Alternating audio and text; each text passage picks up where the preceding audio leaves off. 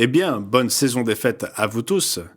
Les trompettes sont à présent dans notre rétroviseur, Nous approchons du jour des expiations. avec bien sûr le sabbat hebdomadaire entre les deux. J'ai deux rapports aujourd'hui. L'un provient de M. Peter Nathan, qui écrit qu'il était rentré chez lui en toute sécurité après une visite réussie en Afrique de l'Est. Les frères et sœurs là-bas envoient leurs salutations les plus chaleureuses à chacun d'entre nous. Voici ce qu'ils rapportent. La plupart des planifications sont désormais en place pour la fête dans toute la région. N'oubliez pas de prier pour les sites de la fête en Afrique du Sud. À l'heure actuelle, le délestage électrique, Un euphémisme pour ce que nous appellerions des coupures de courant. est au niveau 6, ce qui signifie qu'il y aura environ une absence de 10 heures par jour sans électricité. Ces coupures ne se produisent pas opportunément la nuit, lorsque tout le monde dort. L'impact potentiel sur les assemblées reste un vrai sujet de prière. Nous avons fait notre part en nous assurant que nous avions des installations de secours disponibles pour minimiser les perturbations. Le 1er juin dernier, M. Ray John Moses et son fils Ronald prirent un vol de Kuala Lumpur à Imphal via Kolkata. C'est en Inde, bien sûr. M. Moses rapporte le jour du sabbat, nous avons eu une assemblée à Imphal. Et comme rapporté précédemment, le jour de la Pentecôte, il ordonna M. Singh comme ancien local. M. Moses continue, tous les membres étaient très heureux de nous voir après 3 ans de pandémie et de restrictions. Nous avons eu une séance de conseil pour 3 membres potentiels qui voulaient être baptisés. Les entretiens se déroulaient en anglais et Subhash Singh traduisait dans la langue locale. Ray John Moses rapporte également que le lundi 6 juin, quelques-uns d'entre nous sont allés à Tanta où nous avons baptisé 3 personnes. L'une d'elles a préparé un plan d'eau en creusant un grand trou et en fournissant de l'eau Par un camion ou un camion-citerne. pour que nous puissions officier au baptême. Il dit que c'était la première fois qu'il voyait un camion apporter de l'eau pour un baptême.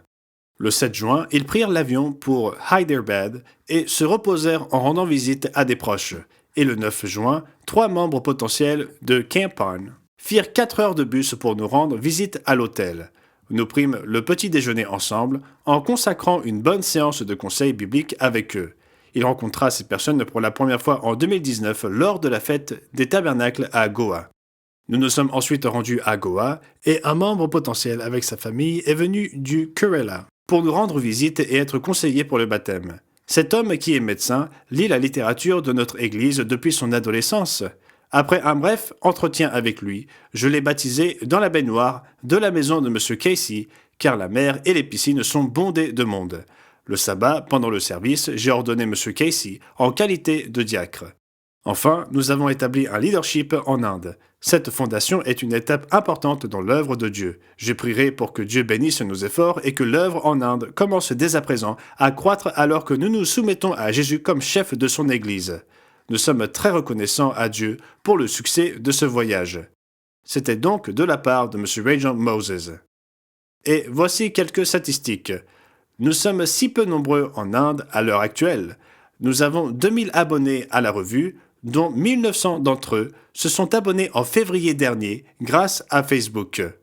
Nous avions diffusé des publicités pour notre littérature et c'est la brochure La Bible, réalité ou fiction qui a suscité le plus de réponses, soit 441 sur les 1900 demandes de littérature enregistrées à ce jour. Actuellement, nous avons 2 congrégations en Inde, une à Goa, une autre à Imphal, dans le Manipur. Et nous prions pour que Dieu ajoute bientôt une autre congrégation. Voilà pour les nouvelles de l'Inde et de l'Afrique, ce n'est qu'un avant-goût de l'actualité mondiale. Le rapport sur l'Inde fut publié dans le bulletin qui est envoyé à tous les membres de la région de l'Asie, du Sud-Est et d'Asie-Pacifique. Mais je sais que la plupart d'entre vous ne l'ont pas reçu et je tenais à vous en parler car c'est très important et très encourageant. Voilà, c'était Gérald Weston pour la semaine se terminant le 1er octobre 2022. J'espère que vous passerez un merveilleux sabbat, un merveilleux jour des expiations et une merveilleuse fête des tabernacles.